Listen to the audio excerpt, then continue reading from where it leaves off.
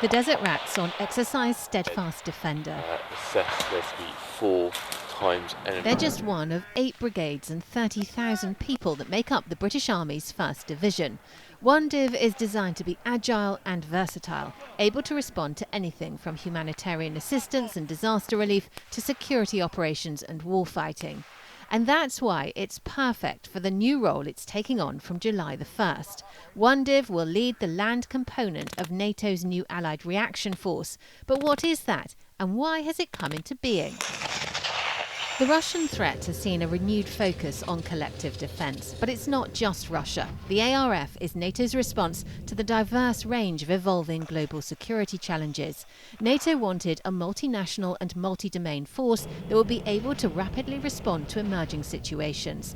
That is the Allied Reaction Force, which is headquartered at the NATO Rapid Deployable Corps, Italy. There's a lot of commitment. It's the ability to get up and go at very short notice, across the board for this light force, and this is why it is light. It's got to be able to move fairly rapidly. You've got to have your kit in the backpack already. And it's not just the army, it's navies and air forces, and indeed these components rotate among nations and among services. Like its predecessors, the ARF falls under the command of the Supreme Allied Commander Europe. The ARF is a crucial component of the new NATO force model, a move to make the alliance more efficient, effective and interoperable, and better able to protect the security of all allies against all threats from all directions. It's what NATO calls a 360-degree approach. Sounds similar to the NATO Response Force and the Very High Readiness Joint Task Force? It is, but the ARF is multi-domain. The VJTF doesn't include cyber and space. You really need, in order to have an advantage, you really need to move fast, but across all the various domains to gain superiority, to gain the upper hand. And therefore, if every area of combat supports the other, I think this is where the activities of the headquarters and of the force are effective. The new NATO force model also has a much larger pool of high readiness forces.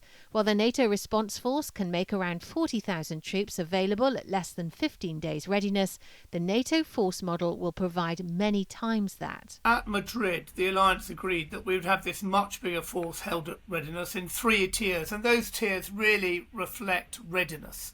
So as you'd expect, tier 1 are those forces that can move very quickly, like 0 to 10 days. And I say in addition to that, because they wanted something that can move very quickly, that works directly to SACEUR, that's a really important point. The Allied Reaction Force was born. So it sits above, separate and above from the 3 tiers I've spoken about, but draws on those tiers as SACEUR reinforces it as necessary. The NATO force model is a dramatic change to the alliance's force structure. By increasing readiness, enhancing multi-domain capabilities, improving command and control and strengthening interoperability, NATO should be better equipped to respond to evolving security challenges. And the ARF is at the heart of it. Claire Sadler, Forces News. Thanks for watching. For more from Forces News, like and subscribe to our channel.